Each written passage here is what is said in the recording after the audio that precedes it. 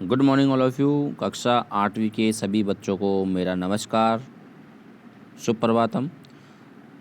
साथियों, आज अपन 8वीं क्लास की जो दूसरी किताब है यानी कि दूसरा पार्ट है उसका द्वितीय अध्याय का अध्ययन करेंगे। यहाँ पर कई सारे साथी जो है कमेंट करते रहते हैं कि सर वीडियो बनाए, लेकिन फिर देखते नहीं हैं। तो दोस्तों, मेरा आपसे आग्रह है कि आप इनको देखें और आप इनको समझें, आप इनको पढ़ें, ताकि आपके लिए बहुत फ़ायदा हो सके। कहीं यदि आपको पढ़ाई नहीं हो रही इस प्रकार की, तो आप पढ़ सकते हैं, ऑनलाइन के माध्यम से पढ़ सकते हैं, कमेंट कर सकते हैं कि आपकी कहाँ समझ में नहीं आ रहा है। कक्षा 8वीं की जो बुक है ये आप लोगों के लिए मैं लेके आया हूँ। 8वीं क्लास का द्वितीय अध्याय पहला मैंने करवा दिया है, लेकिन आपने पहला अध्याय नहीं देखा है तो आप देख लीजिएगा, जा कर के आपको मिल जाएगा। ठीक है, वीडियो में जा कर के या प्ले लिस्ट में जा कर के आप चेक कर लीजिएगा, वहाँ पर पड़ा हुआ है। मैंने अभी उसकी प्ले लिस्ट भी नहीं बनाई है, लेकिन ऐसे वीडियो में आपको मिल जाएगा। ठीक है, कोई पैसा नहीं है, कोई शुल्क नहीं है, आप निःशुल्क आप आराम से पढ़ सकते हैं। चलते हैं, शुरू करते हैं दोस्तों। द्वितीय पाठ है बिलस्य वाणी न कदापि में श्रुता। बिलस्य बिल की, वाणी आवाज़, न नहीं, कदापि कभी भी, मैंने श्रुता सुनी। मैंने बिल की वाणी को जो है बिल की आवाज़ कभी भी नहीं सुनी। ये कहता है कि मैंने बिल की जो बिल होता है, एक तरह से गुफा बोल सकते हैं या बिल बोल सकते हैं, गुफा कहेंगे तो अच्छा रहेगा क्योंकि इस पाठ के अंदर गुफा से संबंधित पाठ है। तो दोस्तों, यहाँ पर जो है इन्होंने कहा है, लेखक ने, कि ये मैंने बिल की वाणी कभी नहीं सुनी, यानी कि ये जो कहानी है, कहानी के माध्यम से कह रहा है। तो कहानी क्या है अपन बात करते हैं। यहाँ पर शेर वाली कहानी आपने सुनी होगी, लेकिन अब देखते हैं विस्तार से। प्रस्तुत पाठ जो है संस्कृत के प्रसिद्ध कथा ग्रंथ पंचतंत्र, मैंने कल भी बताया था, पंचतंत्र के जो पाठ तीसरा है काकोलुकीयम, ये इम्पोर्टेंट है, काकोलुकीयम, यानी कि इसके पंचतंत्र के तृतीय तंत्र से लिया गया है, जिसके अंदर पशु पक्षियों जानवरों के बारे में कहानियाँ बनाई जाती हैं या कहानियाँ लिखी गई हैं और कहानियाँ है। इनके प्रसिद्ध जो लेखक हैं, आपके मूल लेखक हैं विष्णु शर्मा जी है, जो प्रसिद्ध है, इनके लिए प्रसिद्ध है। और पंचतंत्र के लिए 5 खंड है जिन्हें तंत्र कहा गया है, ये भी आप ध्यान में रखें, क्योंकि कक्षा 8वीं का है तो कई बार क्वेश्चन यहाँ से ही पूछ लिया जाता है कि किस पाठ से लिया गया है, या फिर आप जैसे ही इसका गद्यांश पद्यांश करते हैं तो वहाँ पर भी आपको याद होना चाहिए गद्यांश क्या है, प्रसंग क्या है। यहाँ पर गद्य पद्य के रूप में कथाएं दी गई है जिनके पात्र मुख्यतः पशु पक्षी हैं। ठीक है दोस्तों, तो यहाँ पर आप चलते हैं, पाठ की शुरुआत करते हैं कक्षा 8 की।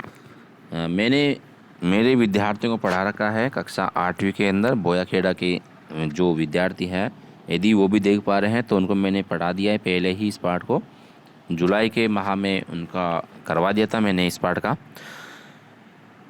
तो दोस्तों, यहाँ पर अपन देखते हैं फिर भी। कस्मिन् वन्ये खर न खर नामः सिंह प्रतिवसति स्म श कदाचित् इतस्ततः परिभ्रमण शुद्धार्थः न किंचित् अभी आहारं प्राप्तवानः। जी हाँ, कस्मिंश्चित् वने, किसी वन में खर न खर नाम का सिंह शेर प्रतिवसति रहता इसमें था। यहाँ पर रहने के अर्थ में प्रति उपसर्ग लग गया। ठीक है, प्रति उपसर्ग लग गया, यदि नहीं लगता तो इधर तृतीया विभक्ति आती। ठीक है, यहाँ पर वन में जो है रहने लग गया। श कदाचित, वह, कदाचित, इतस्ततः, इधर उधर, भरिम्र परिभ्रमण, घूमता हुआ, शुद्धार्थ, भूखा प्यासा, न नहीं, किंचित अभी, कुछ भी, आहारम भोजन, प्राप्त करता है। इनकी उसने जो शेर था वो कभी इधर उधर घूमता हुआ, उसने कहीं पर भी कोई भी भोजन प्राप्त नहीं हुआ, उसको भोजन नहीं मिला। तथा इस प्रकार से सूर्यास्त समय, यानी सूर्यास्त शाम के समय, एकाम महती गुहाम दृष्ट्वा, एक बहुत बड़ी गुफा को देखता है। कौन? शेर देखता है साहब। और कौन देखेगा? शेर ही देखेगा, और क्या देखेगा। ठीक है, जो भूखा प्यासा था वो शेर जो है वो एक गुफा को देख लेता है। श, वह अचिंत्यत, और विचार करता है, इनकी सोचता है। तो आपको देखना है स किसके लिए आया, यहाँ पर शेर के लिए आया है। एकाम महती गुफाम, यानी कि इसमें प्रत्येक में एक ही जैसी विभक्ति हैं, क्योंकि यहाँ पर विशेष्य और विशेषण का जो है आपको ज्ञान करवा रहा है। ठीक है।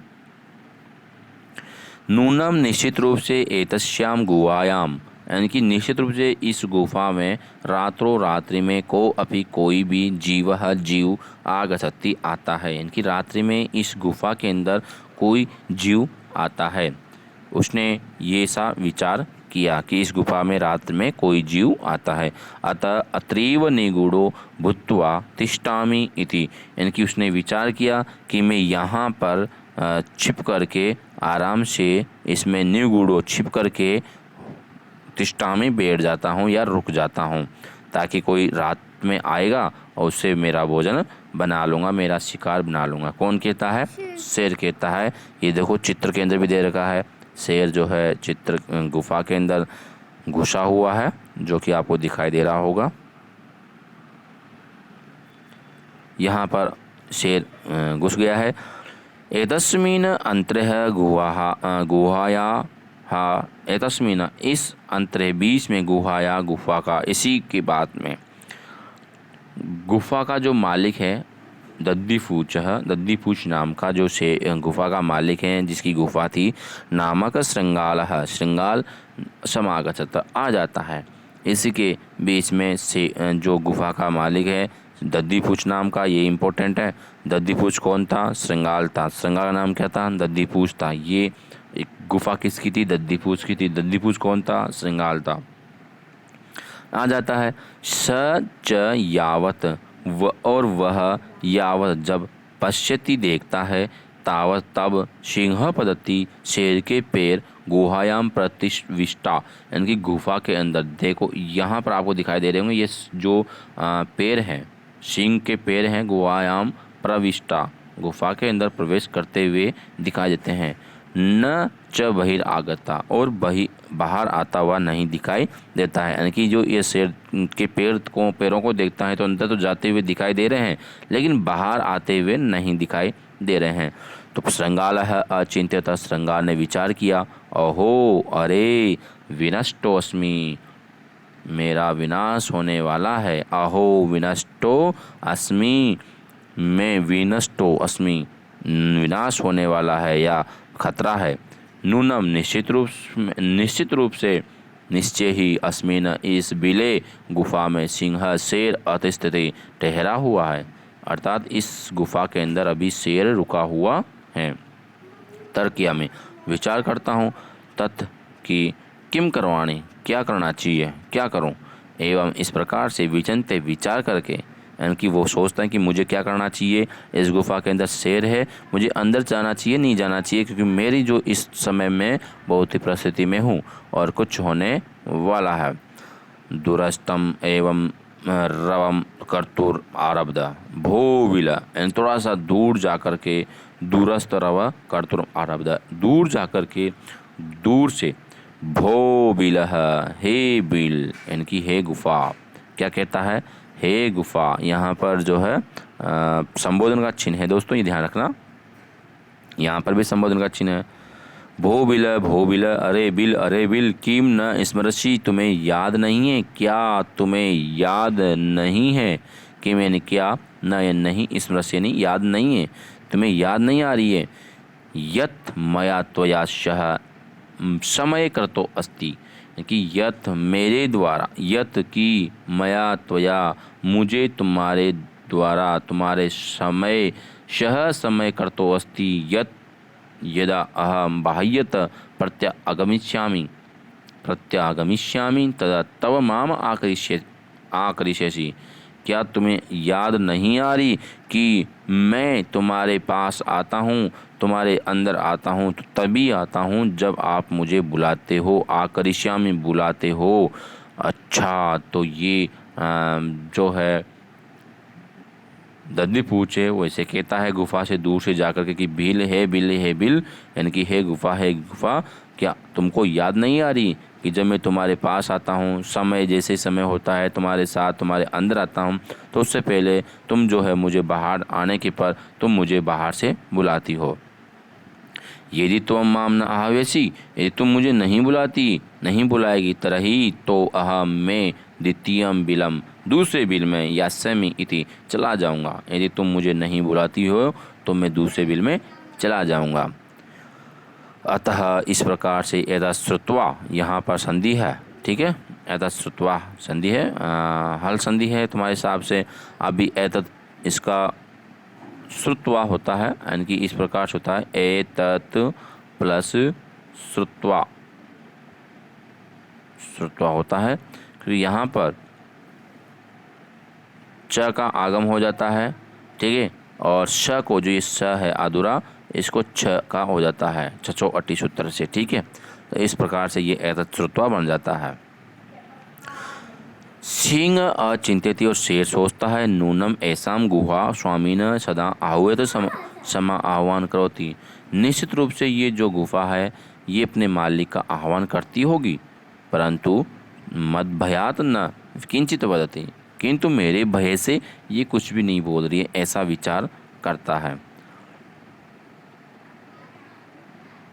शेर कहता है कि शायद ये गुफा जो है ये कुछ बोलती है, लेकिन मेरे डर से कुछ भी नहीं बोल रही है, ठीक है।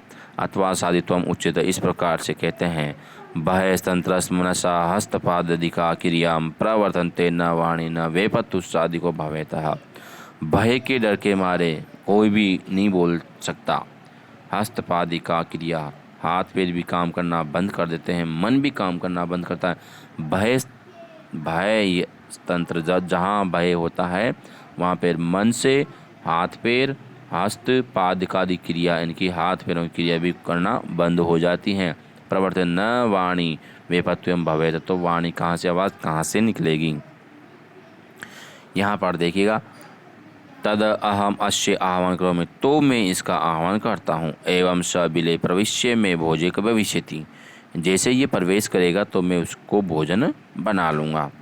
एतम विचार, ऐसा विचार करके सिंह शेर सहसा अचानक से श्रृंगाल से आह्वान आक्रोत, ऐसा विचार करके शेर जो है उसका आह्वान कर देता है श्रृंगाल का।